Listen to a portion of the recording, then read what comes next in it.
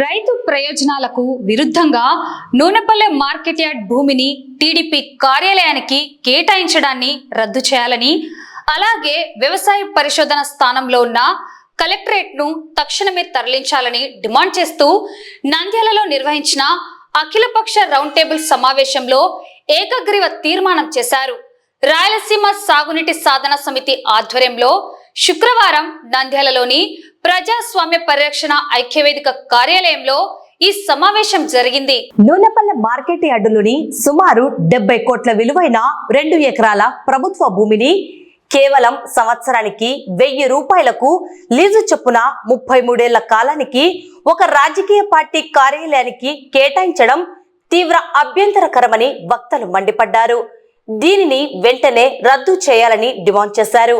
నంద్యాల వ్యవసాయ పరిశోధన స్థానం ప్రాంగణంలో తాత్కాలికంగా ఏర్పాటు చేసిన కలెక్టరేట్ కార్యాలయాన్ని అధికారంలోకి రాగానే తరలిస్తామని హామీ ఇచ్చిన టీడీపీ అధికారంలోకి వచ్చి 2 ఏళ్లు గడిచినా ఆ హామీని నెరవేర్చకపోవడంపై సమావేశం విచారం వ్యక్తం చేసింది. పరిశోధన కేంద్రాన్ని పూర్తి స్థాయిలో పునరుద్ధరించాలని కోరింది. ఈ సమావేశానికి రాయలసీమ సాగునీటి సాధన సమితి అధ్యక్షులు బొజ్జ దశరథ రామిరెడ్డి అధ్యక్షత వహించారు. ఈ 2 కీలక డిమాండ్లపై స్థానిక ప్రజా ప్రతినిధి మంత్రి ఫరూక్ నకు అఖిలపక్ష వేదిక తరపున వినతి పత్రం అందజేయాలని నిర్ణయించారు. ఈ కార్యక్రమంలో CPM, CPI, new democracy, Congress నాయకులు రాజశేఖర్, సామన్న, రామచంద్ర, సుబ్బారెడ్డి, చౌడప్ప, మస్తాన్, చింతలయ్య, ప్రజా రైతు సంఘాల ప్రతినిధులు అడ్వకేట్ శంకరయ్య, కొండన్న, సత్యనారాయణ గుప్తా, జానయ్య, మహేశ్వరరెడ్డి, రాయలసీమ సాగునీటి సాధన సమితి మరియు రైతు సమైక్య నేతలు రామ్మోహన్ రెడ్డి, రామచంద్రారెడ్డి, పట్నం రాముడు, మనోజ్, నిట్టూరు సుధాకర్ రావు తదితరులు పాల్గొన్నారు.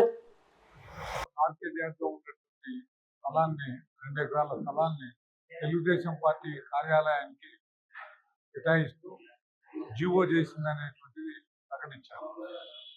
గతంలో ఆర్ఆర్ఎస్ సంబంధించినటువంటి భూములు కూడా మెడికల్ కాలేజీ పేరుతో, కలెక్టర్ ఆఫీస్ పేరుతో కొంత స్థలాన్ని ఆక్రమించినటువంటి పరిస్థితి. ఆ రోజు చాలా సంఘాలు, ఆంధ్రప్రదేశ్ రైతు సంఘం, సిఐటియు, ఇతర అన్ని సంఘాలు కలిసి ఆందోళన చేసినటువంటి పరిస్థితి ఉంది. అది మరి కోర్టులో కూడా వేసి దానిపైన పోరాటం చేసినటువంటి తెలుగుదేశం పార్టీ అధికారం మా చేతిలో ఉంది కదా అనేటువంటి ఆలోచనతో ఏం చేసినా సరిపోతుందని వాళ్ళు నిజంగా పార్టీకి మీకు అవసరమైతే బయట ఎక్కడైనా కొనుక్కోండి. 2 ఎకరాలు కాకుంటే 2000 ఎకరాలు కొనండి, 2000 ఎకరాలు కొనగలిగే సత్తా మీకుంది. మీ నాయకులు, ఎమ్మెల్యేలు, మంత్రులు అంతా ఉన్నటువంటి వాళ్ళు మీ వాళ్ళే. మరి ఆ విధంగా కాకుండా ప్రజలకు ఉపయోగపడేటువంటి మార్కెట్ యార్డ్ స్థలం ఈరోజు ఆ గోడాములు పడిపోయేటువంటి పరిస్థితి ఉంది. రైతులు అసలు మార్కెట్ యార్డులు ఉన్నటువంటి వాటిల్లో అన్ని రకాల ధాన్యాన్ని కొనుగోలు సెంటర్లుగా ఏర్పాటు చేసి దాన్ని డెవలప్ చేసి రైతులకు అందుబాటులో తీసుకొచ్చేటువంటి పరిస్థితి పోయి ఈరోజు సొంత ఆఫీస్ కోసం ఆ స్థలాన్ని కేటాయించడానికి మేము ఆంధ్రప్రదేశ్ మేము కేటాయిస్తున్నాం. చాలా పార్టీలకు ఉన్నాయి ఆఫీసులు, సిపిఎంకు ఉన్నాయి, సిపిఐకు ఉన్నాయి, ఇతర పార్టీలకు. వాళ్ళు సొంతంగా స్థలాలు సేకరించుకున్నారు, కొనుక్కున్నారు, వాళ్ళు బిల్డింగ్లు కట్టారు. మీరు కూడా ఆ విధంగా కట్టండి. అంతే తప్ప ప్రజా అవసరాల కోసం తీసుకున్నటువంటి స్థలాన్ని, ప్రజా అవసరాల కోసం నిర్మించినటువంటి స్థలాన్ని అది ఆ విధంగా తీసుకోవడం అనేటువంటి చాలా అన్యాయం. ఈరోజు చూస్తే అధికార పార్టీలు పేదవానికి ఇళ్ల స్థలాలు ఇవ్వడం లేదు, అర్ధ సెంటు ఇచ్చేటువంటి పరిస్థితుల్లో ఉన్నారు. మరి వాళ్ళ స్థలాలు పేదలకు ఇచ్చేటువంటి పరిస్థితి మీ దగ్గర లేనప్పుడు ఎకరాలు మీరు అలాట్ చేసుకుని జీవోలు చేసుకునేటువంటి హక్కు మీకు ఎవరు ఇచ్చారు? మీకు ప్రజల అధికారం కట్టబెట్టింది ప్రజా అవసరాలకు ఉండేటువంటి ఉపయోగపడేటువంటి వాటిని కబ్జా చేయడం కోసం అనేది చెప్తున్నాం. ఇది కూడా ఒక రకమైనటువంటి భూ కబ్జాలే తప్ప మరొకటి కాదు అనేది చెప్తున్నాం.